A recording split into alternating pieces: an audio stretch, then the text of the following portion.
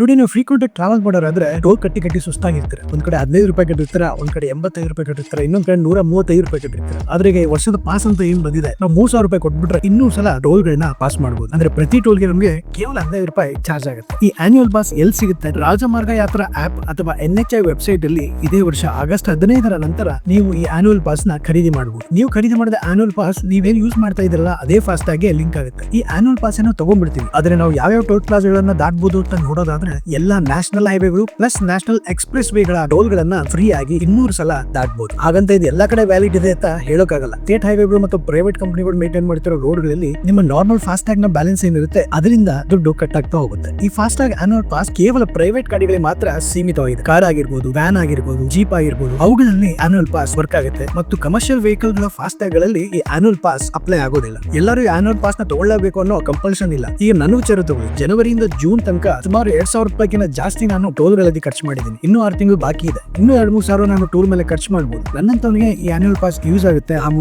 ಈಸಿಯಾಗಿ ನಾನು ವರ್ಷಕ್ಕೆ 2-3 ಸಾವಿರ ರೂಪಾಯಿ ಅಷ್ಟು ದುಡ್ಡನ್ನ ಉಳಿಸಬಹುದು. ನಾನಂತೂ ಫಾಸ್ಟ್ ಟೈಮ್ ಆನ್ಯುವಲ್ ಪಾಸ್ ಬಗ್ಗೆ ಎಕ್ಸೈಟೆಡ್ ಆಗಿದ್ದೀನಿ. ನಿಮಗೆ NHI ಮತ್ತು ಕೇಂದ್ರ ಸರ್ಕಾರ ತಂದಿರುವ ಈ ಹೊಸ ಸ್ಕೀಮ್ ನ ಬಗ್ಗೆ ಏನ್ ಅನ್ಸುತ್ತೆ ಅನ್ನೋದ್ರ ಅಭಿಪ್ರಾಯವನ್ನ ತಿಳಿಸಿ. ಹಾಗೂ ಈ ವಿಡಿಯೋನ ಲೈಕ್ ಮಾಡಿ, ನಿಮ್ಮ ಫ್ರೆಂಡ್ಸ್ ಜೊತೆ ಶೇರ್ ಮಾಡಿ. ಮತ್ತೆ ಇನ್ನೊಂದು ಇಂಟ್ರೆಸ್ಟಿಂಗ್ ವಿಡಿಯೋ ಜೊತೆ ಬರ್ತೀನಿ. ನಾನು ನಿಮ್ಮ ಆದರ್ಶ್.